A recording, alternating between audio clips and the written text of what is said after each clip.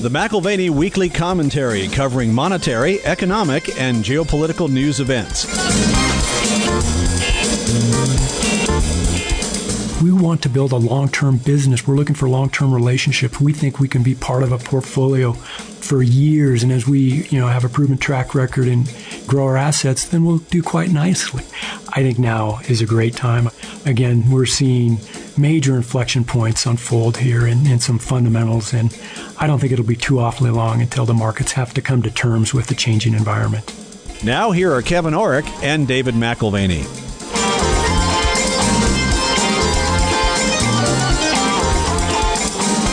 Welcome to the McAlvany Weekly Commentary. I'm Kevin Orrick along with David McAlvany. Dave, as a continuation of last week's program, people were wanting to have more detail on the strategy that Doug Noland specializes in. We've done two things. One, we've created a 4-part video series to kind of explain what, how, why the tactical short works. That is the newest offering from McAlvany Wealth Management, managed by Doug Noland. Well, how can listeners see those? If you go to MWealthM.com, you can view those videos.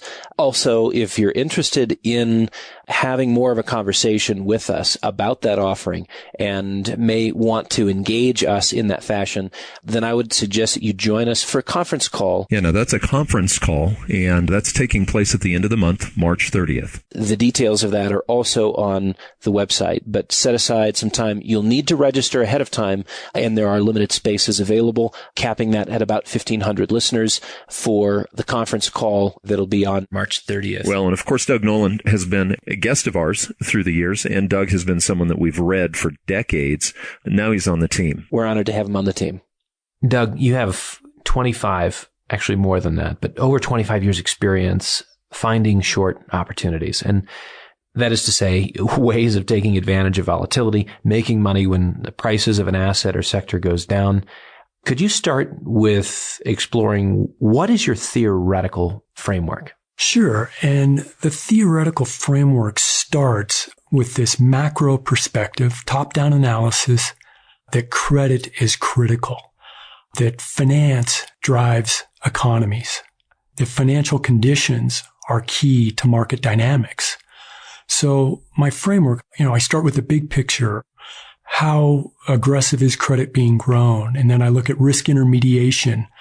I'm looking for distortions in the marketplace. A lot of focus on speculative leverage because in a bull move, that's a self-reinforcing mechanism for adding liquidity to the market when speculators leverage in various securities markets.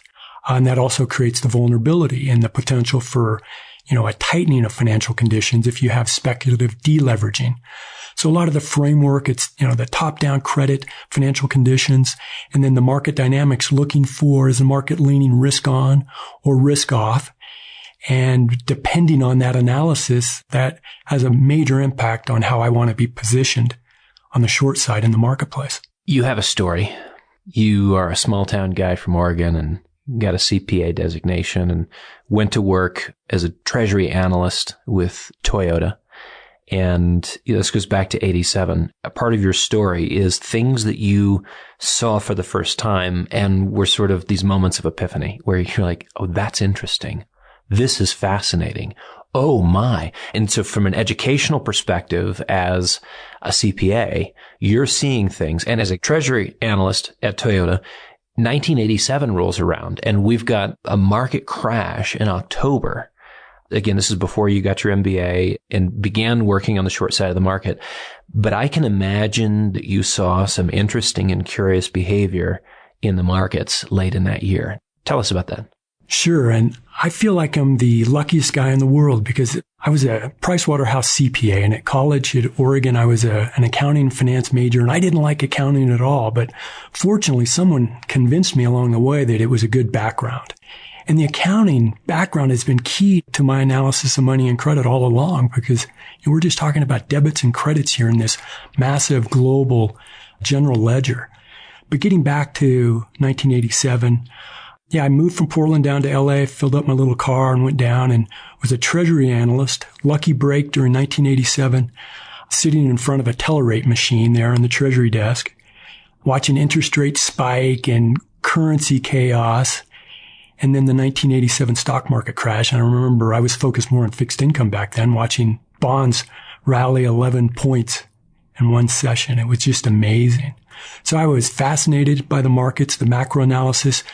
Very, very interesting time to work for a major Japanese corporation in 1987. Well, it was 86 and 87. There was a lot of concern by management at U.S. Toyota as far as the bubble in Japan. There were, major concerns of a crash in 86 and 87. And actually it looked like the Japanese bubble was in the process of collapsing in 87. But, central banks reversed that, and that bubble inflated spectacularly for another 2 years before it burst in 1990. So I became very interested in the dynamics of bubbles when I was at Toyota. And then that interest followed me to my MBA at Indiana and then with my career on the short side. In the 90s, you were working with Kurt Rischenbascher, doing some writing for him. What was one of the greatest lessons you learned when you were working with Kurt? Yes, the good Dr. Rischenbascher, what fond memories. Another lucky break.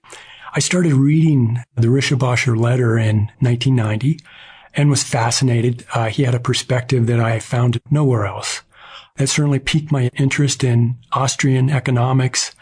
And Dr. Rischenbascher was always look first at credit. So that was beginning my interest and deep dive into credit theory, Austrian economics. And so I got the idea that I would fax a letter to Dr. Rischenbascher with my thoughts on the U.S. markets and credit and the economy. And I also asked him for a photograph that I kept on my desk for years.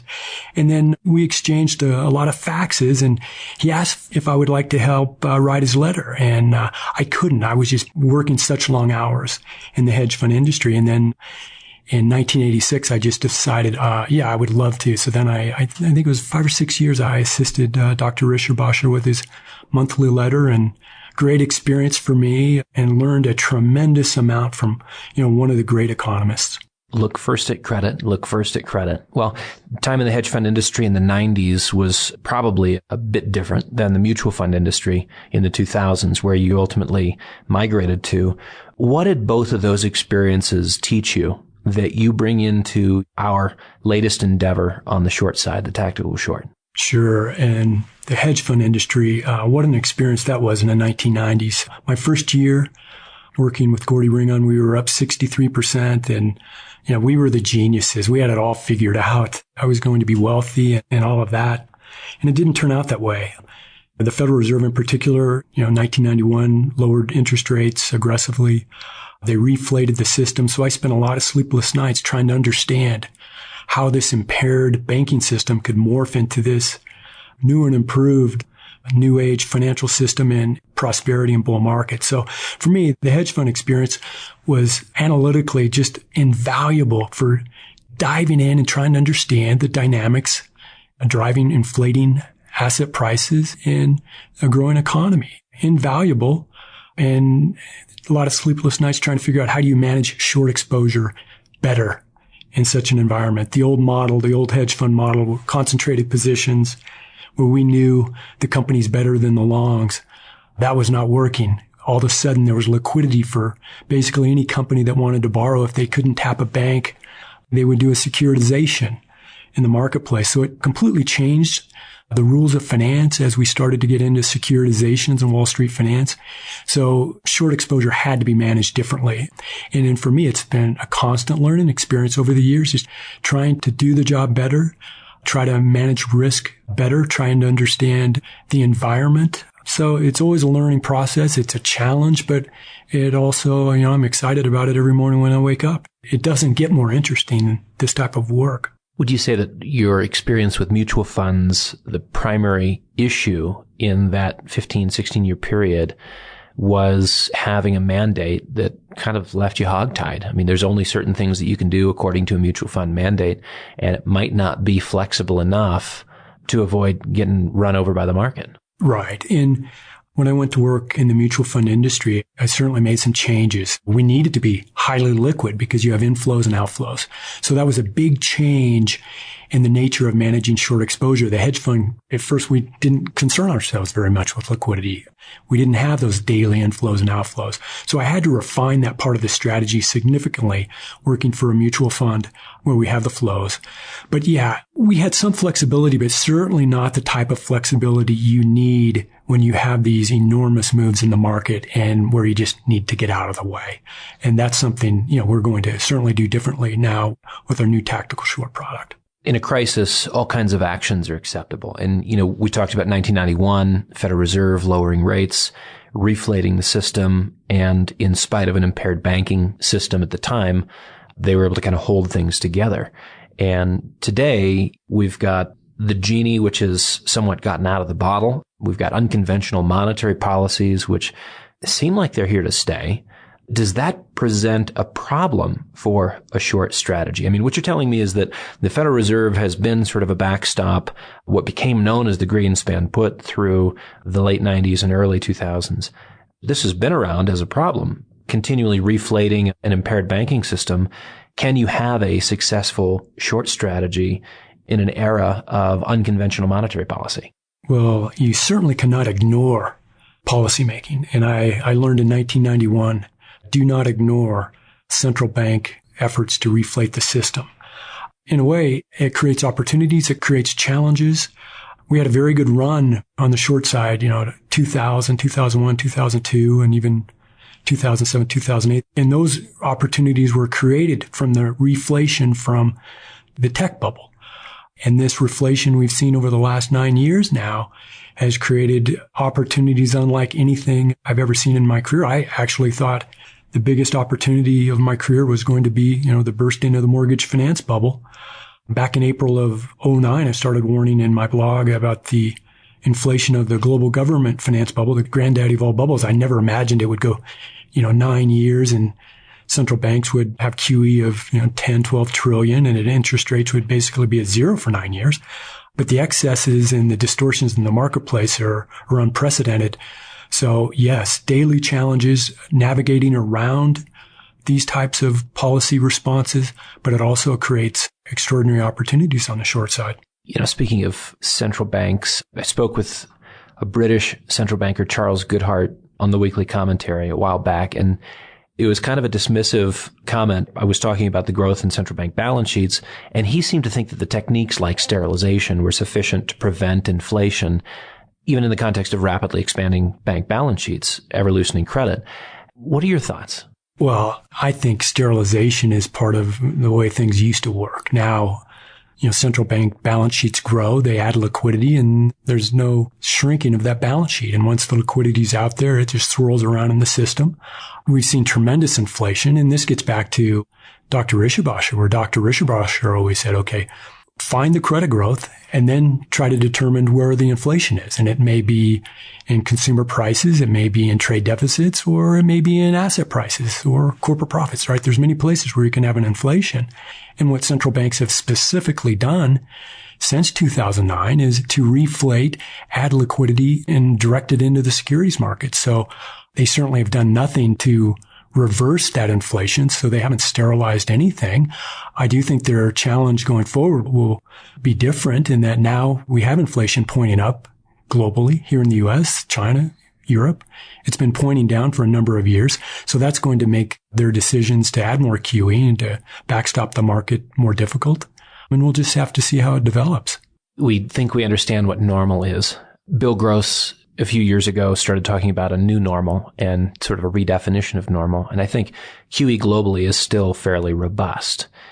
Is that a factor that stays, or do financial markets normalize in the future around more traditional supply and demand dynamics? We've had the central bank community as a whole as the buyer of last resort. And I mean, again, do we go back to the old world, what we consider to be normal, where you've got investors who represent supply and demand? Well, I remember when PIMCO came out with the new normal analysis, and I titled one of my bulletins, The Newest Abnormal. To me, it was just another bubble. We went from, I think we doubled mortgage credit in just over 6 years, and then we doubled federal debt in 4, and, we've doubled it since. Yeah, I mean, the history of monetary inflations, you can add money or whatever you want to call it today, liquidity, credit. You inflate price levels, and then good luck trying to remove that monetary inflation without deflating price levels. And that's the dilemma. I mean, we're basically at peak QE today, right? We still have 85 billion a month from the ECB currently. We still have probably that much, perhaps even more coming this year from the Bank of Japan. China, this isn't QE, but China had $500 billion, and that's in US dollars, credit growth for the month of January. So to me, those are the three main sources of monetary inflation. We have, decent credit growth here in the US, but you have this enormous amounts of QE globally, and you have Chinese credit. We know enormous amounts of money is fleeing China. Money's coming out of Europe. Money's coming out of Japan. It's going into King dollar. So we don't need QE here in the US because of all the liquidity coming globally from QE. I don't think it normalizes. I don't think you can just turn the taps down. We've seen central bankers try to do this, right? We saw that they call it the taper tantrum. I think it was in 2013.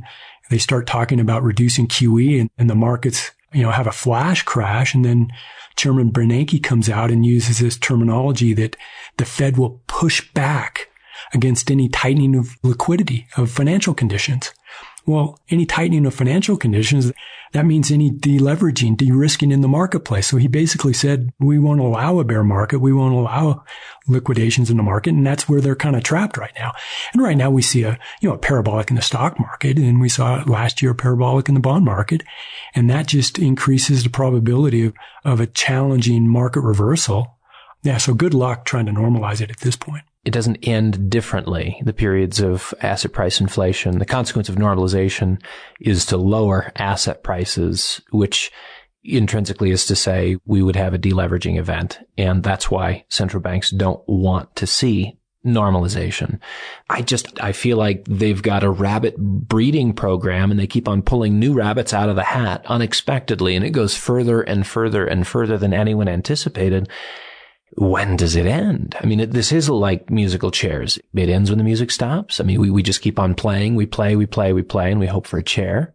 Timing seems to be one of those very challenging things because you're dealing with market psychology and it doesn't necessarily have to be ruled by reason, which means that it could end in the next 2 minutes or the next 24 months, somewhere in between, perhaps. Sure. And I think a theme for 2017 is that the markets, and these are speculative markets, very speculative, are vulnerable to an unexpected tightening of monetary conditions globally. And from that, I think the ECB is going to be forced to pull back on QE, and the Bank of Japan will also. And I think China, they've got to rein in their credit excesses.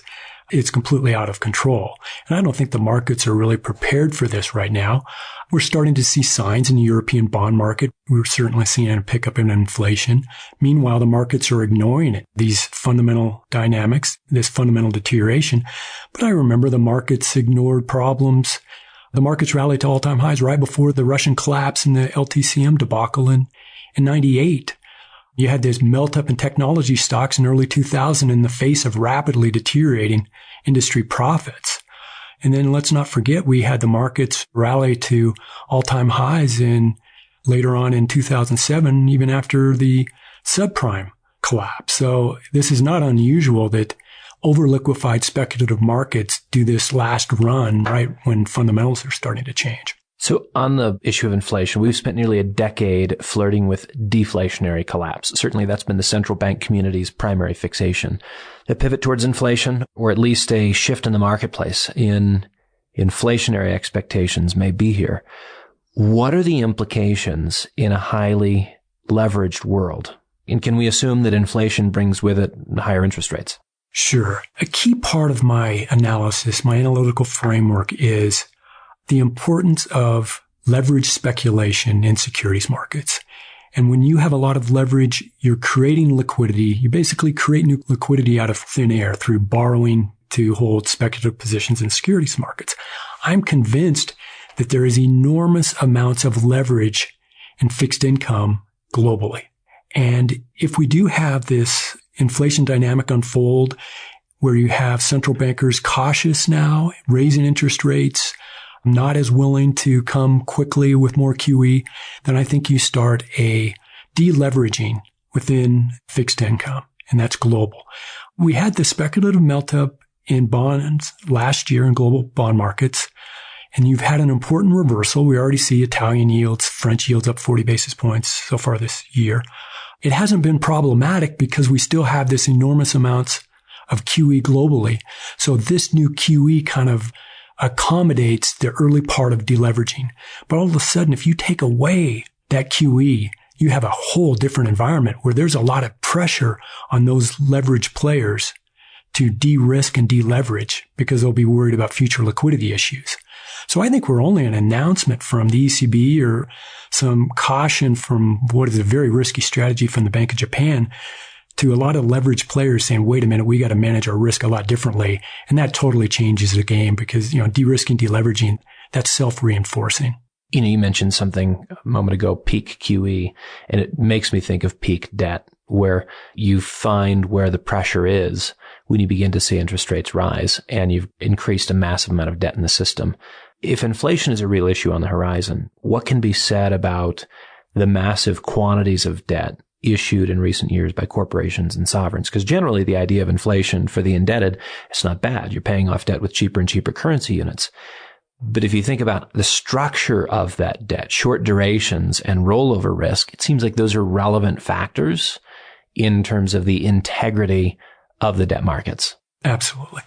Part of the credit bubble thesis is if you continue to expand credit, the next year you need to expand more credit to kind of validate that pyramid of credit that you're creating. And all of a sudden, if you don't create enough credit, then you have, debt issues and it's self-reinforcing like we saw back in 2008, 2009. In the marketplace, as long as you're adding leverage, you're increasing the amount of speculation in the market, those prices continue to go up. And that can be homes in 2006, or it can be bonds in 2016. The problem is, to keep this game going, global central bankers took interest rates even negative, right? How much further negative can they go? They took QE to 2 trillion annualized, and we're numb to that, right? But these numbers are so incredible that I really think that was kind of the final desperate measure that they were, trying to hold the system together. And now what they've done is they've created highly speculative bubbles in the securities markets, and inflation dynamics have turned. So now what do? And I think they're going to turn more cautious. And again, that's part of the 2017 major inflection thesis. It was really interesting to me to see the dialogue shift. 2015, 2016, as we moved towards negative rates, all of a sudden, partway through 2016, you start seeing the popularization of the idea of going cashless, moving towards an entirely debit and credit system where currency is no longer needed. And it's interesting to me because, classically, when you get into a real financial pickle, you can inflate away the problem. You can default on your obligations. In some instances, you'll see governments get desperate and start stealing assets, nationalization of properties and things. But in this case, financial repression came to the fore, and the smartest guys at the Ivy League schools started writing about how if we're going to carry forward this theme of financial repression, we're going to have to get rid of cash. It wasn't a coincidence. We're in a negative rate environment, and your opt-out as an investor is to get out of the financial system and literally put stuff in the mattress. I mean, I saw a couple of hedge fund managers in late 2015, early 2016 say, you know what? Because we're in a negative rate environment, it makes more sense for me to have pallets of high denomination euros and rent a space, a public storage unit, and just store it there and have an armed guard watch it and have an insurance policy with Lloyd's on it. All of my expenses, it's better. I'll come out ahead financially rather than engage in this repression. I guess why I bring that up is because, again, we're talking about rabbits and unconventional monetary policy. Maybe we see unconventional fiscal policy. To what extent does government sort of have their interests tied to Wall Street and sort of a continuity plan where, I know this is sort of outside of your realm of expertise, but I'd like you to speculate on, does the world look more free or less free as governments try to keep the status quo in play? Well, clearly it's less free. And you touched on the experiment with negative interest rates and all the distortions that was causing or is causing. And I think central bankers realize that. And they also realize that negative rates, it's not good for the financial sector, and they have to protect the financial sector. So I don't think rates will continue to go negative. We're seeing a lot of changes, social, political instability. And that's part of this shift away from just inflating securities prices and creating liquidity and inflating markets to now the shift is, okay, we need to inflate the earnings of our workers. We need to return industry to the U.S. And that in of itself is a major inflection point with consequences for inflation, right? We're going to import less cheap goods from China and Asia. We're going to manufacture things more here. There'll be taxes probably on a lot of imports. And that changes the inflation dynamic. It'll be interesting because I don't think central bankers are excited about this change. I think they liked it before where they kind of controlled inflation dynamics and they focused on the markets and they kind of mastered the art of stabilizing or inflating markets and backstopping markets. And they thought that they could control economic output through the markets. And all of a sudden they have these politicians that, have very different ideas as far as how they want inflation to go. So we'll see now if central banks become more cautious and if they're willing to accommodate these more aggressive fiscal policies and deficits, especially in an environment of rising inflation. It's too early to tell, but my instincts tell me that the central bank is going to be more cautious with QE going forward. And it's not just the liquidity. It's that promise, that commitment to adding liquidity if the markets need it. And as long as the markets are comfortable that QE is there on demand, then they'll leverage, they'll take risk. And if they question that backstop, then all of a sudden they're not going to take as much leverage and they're going to be more risk averse. So 2 points. One, it sounds to me like you're saying the Fed may be a different organization under the Trump administration. And I guess as a complement to that, second point, what are your expectations of the new Treasury Secretary? It's fascinating. Our president talked a lot about the bubble during his campaign. I think he and his staff are sympathetic to this type of bubble analysis. I think they understand, they recognize that central banks experimented with money printing and that inflated markets and created a lot of distortions and a lot of the problems that they now want to reverse. So I don't think, the Trump administration is going to get along that well with the Federal Reserve. And at this point, our president, he likes to note that the stock market's at record highs, and he'll play that game right now. But his motivation is not higher stock prices. He wants to change the economic structure. And I don't think that major change will suit, the markets that well or central bankers. So the confusion then on the new Treasury Secretary, because on the one hand, you've got a Goldman guy who may be sympathetic to sort of the old way of doing things, the Fed accommodating asset price inflation and general market stability, providing a liquidity backstop. But you've got also the man in the Oval Office talking to the new Treasury Secretary saying, we're going to re-engineer the economy. Is he capable of doing that? Or can you have one man with two agendas? Yes, sir, I'll do that, sir. And then, make sure that you take care of your old Rolodex and your old employer. My guess is they're determined to really change the economic structure. And whether it's the new Secretary of the Treasury or our president, I think that they believe the system we've been on for years now is unsustainable. And I think they believe that this was heading for some type of a crisis, potential financial collapse, or at least a crisis.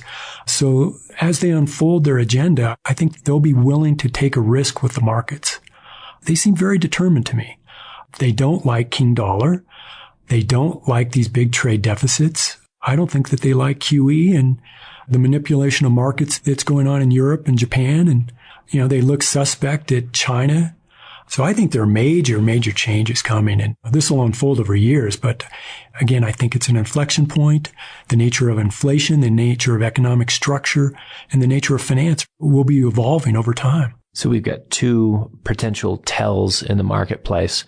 What are commodity prices in the first quarter of 2017 telling you? What are the credit markets signaling? Whether that's corporate credit or European sovereign debt. What do you see in these pockets that might be foretelling where the rest of 2017 goes?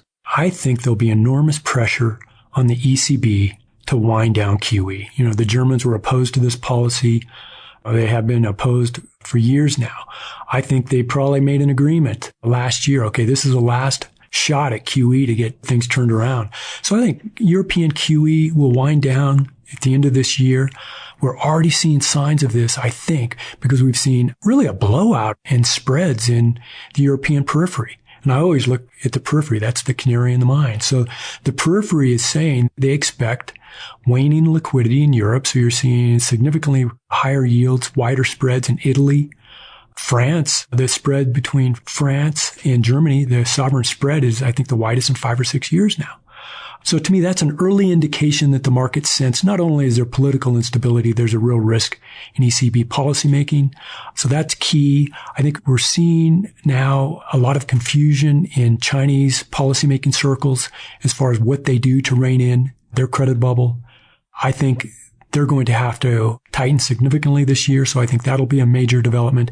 And I think the Japanese, especially now with rising global yields, they're going to have to admit that they cannot peg their 10-year yield down near zero. That would lead to, enormous inflation of their central bank balance sheet and all types of distortions in the marketplace. So shifting to kind of your workaday life, if establishing a short position is not defined by calling a market top, what types of internal market metrics help you when you're deciding to put on a position? Sure. I want to see some waning, I'll call it risk embracement. I want to see some nervousness. I want to see small signs of less risk taking, of some de-risking, deleveraging. So I look at a lot of liquidity indicators. I'm watching a lot of credit spreads, a lot of CDS pricing. So far, we're seeing some underperformance in the small cap stocks, for example. That's an early indication. That's another one of these indicators at the periphery. We're also seeing somewhat of a narrowing. Right now, you see very speculative markets in technology, biotech, some of the NASDAQ financials, et cetera. And that can kind of be a sign also that you're getting close to the end when you get more of a crowding into the really hot sectors. So I'm looking for underperformance. I'm comfortable shorting, even if the general market's flat to mildly rising, as long as I see some underperformance in some key sectors, certainly some key stocks. You designed the McAlvany Wealth Management Tactical short for institutions. Is it an offering that only has relevance for an institution or pension fund? No. Certainly, we think there's a place for it with institutions. They have these broad portfolios of risk assets, and we would like to be a component of that to reduce their overall portfolio volatility and provide some downside protection. We think that's really critical today for the institutional investor. But also there are individuals that we can work with that have a need for some downside protection, have a need for a non-correlating asset in their portfolio to help hedge against not only, stock prices that they might be long, an equity portfolio, they may be long corporate debt, all types of risk assets, because right now everything's highly correlated. So we're happy to work with, individuals that are qualified for our type of investment strategy. Managing them in separately managed accounts as opposed to in a fund, which is a little bit more opaque in terms of the positioning and a little bit more distance in terms of liquidity. What other flexibilities do you see gained from that kind of a structure as opposed to a fund? And on the other side of that, do you foresee offering some kind of a strategy like this as a mutual fund at some point? Not a hedge fund, but a mutual fund where, Mr. Joe Sixpack can own $5,000, $10,000 of it if he wanted to down the line. Sure. And first, on the separately managed accounts, we chose to begin with this strategy. We really like the flexibility that this provides our investors. And I'll tell you, when we sat down and conceptualized this product, it was never a case, okay, what product can we introduce and make a lot of money from? It was always driven by what product would make the most sense, be the most advantageous for investors. So it's very important. We want our investors to be in a short product that's liquid, that's transparent, that has lower fees because we want to build a long-term business. We're looking for long-term relationships. We think we can be part of a portfolio for years. And as we, have a proven track record and grow our assets, then we'll do quite nicely. But we like this product because we think it's a very appealing product for investors, especially in this environment. Yeah, down the road, we would love to have a product that would cater more to someone that has a smaller portfolio but still wants to protect themselves. I've always been committed to trying to provide a product to help people, especially during these bubble periods where so many people get blindsided and they have nowhere to turn. They've been convinced that the markets always go up, and all of a sudden they just see their wealth disappear, lose so much money in the markets again. So we would like to have different products suitable for, investors through the whole spectrum. Yeah, we talked about a short position and really not being as important to call a market top. But how would you grade the timing of the launch of the MWM Tactical short? Is this a time frame that makes more sense than another? Why now versus, say, 5 years ago, 10 years ago? Why don't we wait just a couple of years and see how this plays out? Yeah, I think the timing's fortunate. I've been on we'll call it a sabbatical for the last couple of years, continuing to follow the markets closely and riding, but knowing that this was not an environment where I wanted to start a new short product. I think now is a great time. Again, we're seeing major inflection points unfold here in some fundamentals, and I don't think it'll be too awfully long until the markets have to come to terms with the changing environment. Yeah, we've planned a conference call just around the corner, March 30th. If people are interested in learning more about the MWM Tactical short that you're managing, what do they need to do? What do you hope to cover in that time frame? Yeah, I hope people take an interest and jump on the call. We'll have the information on our website to give the details, and just sign up and then call in. And my plan is I'll start with an overview of the product. It's very important to provide information on the investment philosophy, go somewhat granular in the investment process. I want to talk a bit about the environment and why I think this is a very good time to start thinking about, hedging some market risk, getting some protection. And what we want to do also is we want to address questions. We know this is a unique offering, unique environment. We know people will have questions, and we're hoping people will write them down and email them in. And I plan on going down the list and answering as many as possible. And if we don't have time to answer all of them, then we'll get answers one way or the other. Doug, I have a number of mentors. There's a bunch of them that have been dead for 600 or 700 years, and it's their books that give me access to ideas and valuable insights. I have a real live free market mentor. To some degree, over the last decade, you've been my credit market mentor. And as I've read the Credit Bubble Bulletin week in and week out over the last decade, there was this idea that I would love to work with Doug Noland at some point, some way, somehow. And so here we are with a convergence in our interests in the market. And I think this is an exceptional opportunity from a timing standpoint. But even more than that, the exceptional opportunity is that we've got the ideas and the people and the capital all lining up at the same time. And I'm very excited about the Tactical short, very excited about the next 10, 20 years of getting to work with you and in building something that is value added for investors, institutions all over the world. So thanks for joining the team. Thanks for joining the conversation today. And David, thank you so much. And I want to repeat, I'm the luckiest guy in the world. And thanks so much for working with me on this. This is awesome. Thank you for listening to the McAlvany Weekly Commentary with our guest today, Doug Noland. If you'd like to see the 4 videos on Doug Noland's strategy, go to the site mwealthm.com. Go ahead and watch those videos. If you would like to join the conversation and ask Doug questions, there will be a conference call. That's taking place at the end of the month, March 30th. There are some spaces still available. It has to be pre-registered for, though, so go to mwealthm.com to do that registration. This has been the McAlvany Weekly Commentary. The views expressed should not be considered to be a solicitation or a recommendation for your investment portfolio. You should consult a professional financial advisor to assess your suitability for risk and investment. Join us again next week for a new edition of the McAlvany Weekly Commentary.